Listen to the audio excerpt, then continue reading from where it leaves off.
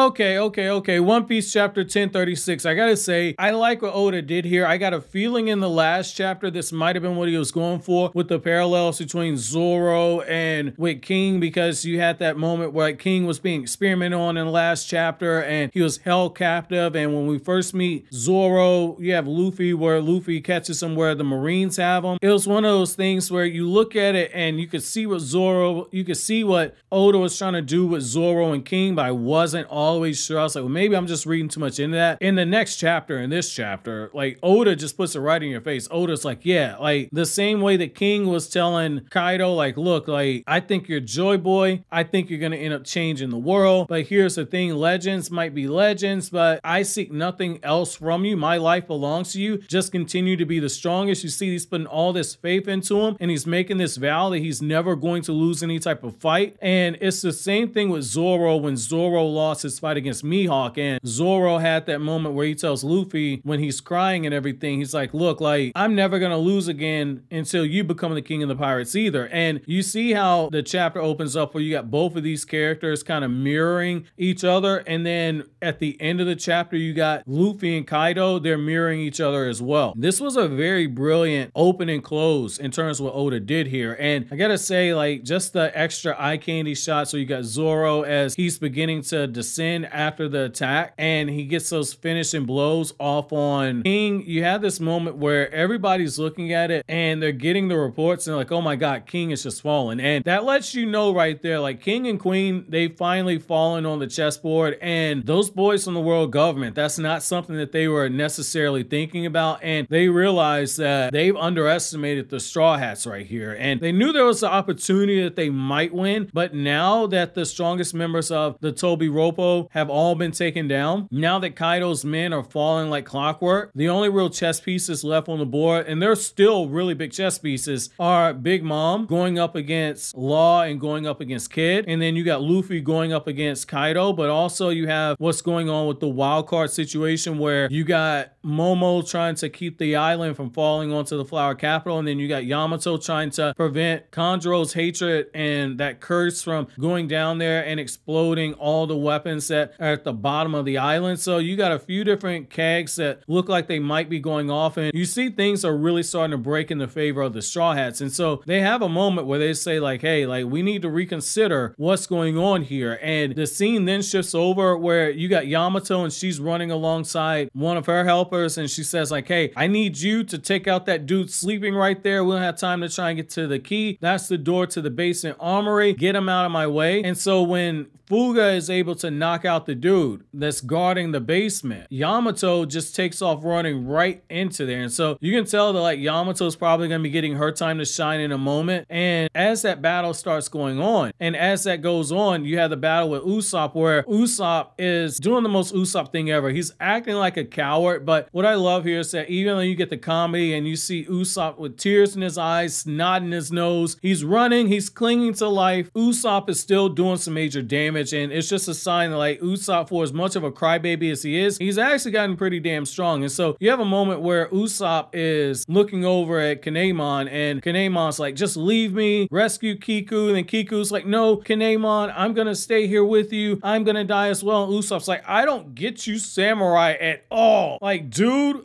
I don't get this culture. If it's me and I got the option to live, I don't care how pathetic it makes me look, I am choosing to live. And as Usopp is just going to town in terms of the fights and everything, you have this moment where Izou ends up showing up. And when Izou shows up and reunites with Kiku, you see Usopp get his ego stroked just a little bit because Izou ends up referring to Usopp as God Usopp. And Usopp's like, wait a second, you know who I am. And at this point, it's like, you know, Usopp has told so many lies and gone by so many different names that you can tell he's like, for a second, I'm having trouble keeping track of who should know my name and who shouldn't. And so I like that you see that, but then you see more of the symbolic stuff where Raizo is in that jutsu, in that paralysis jutsu battle, and when Raizo is being hit by the flames, Raizo's like, well, I am a vassal of Odin, this heat means nothing to me. And I like that just because that's like a throwback, because at the end of the day, we all remember how Odin basically got boiled to death, and you can tell that he's like, well, if Odin could endure that, I can endure these flames for the greater good. So I thought that that was a nice bit of symbolism there. Now on the other side of things though, we do see that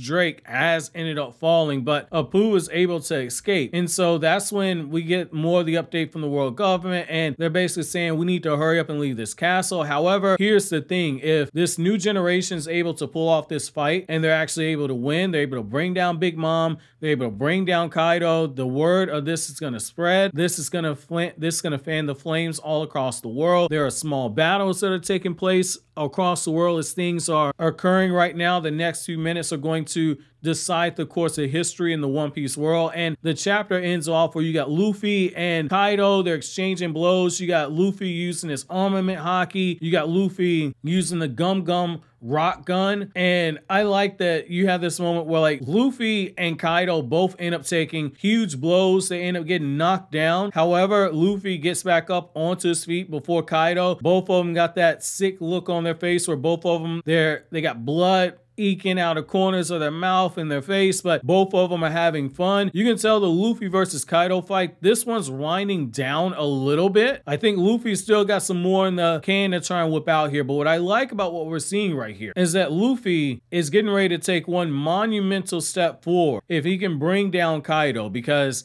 it's going to be a huge announcement to the rest of the world that, like, they call me the fifth emperor. I ain't just the fifth emperor. I'm the emperor of the sea. This is going to be a huge win for Luffy right here, because Kaidou's a really big deal. And it's going to be the same thing when it comes to Kid and when it comes to Law. I'm going to be very curious to see how they break up that credit. It might very well be that Luffy gets the credit because he is viewed as being one of the emperors of the sea. And this is an alliance that Luffy was a part of. So it just makes sense if Luffy ends up getting the credit. Though it would be kind of funny if somebody like Usopp ends up getting the credit for bringing down Kaidou and Big Mom. But that's actually going to bring my chapter question for you guys. So how do you guys feel about the tide in battle shifting right now? And how monumental of a change is this actually if they're able to pull this off and defeat both Big Mom and Kaidou? In terms of the biggest events in One Piece history, where does this rank? But as always, guys, if you like anything I had to say, don't forget to comment, rate, subscribe, and share. Thank you so much for watching to the end. Have an awesome day, guys.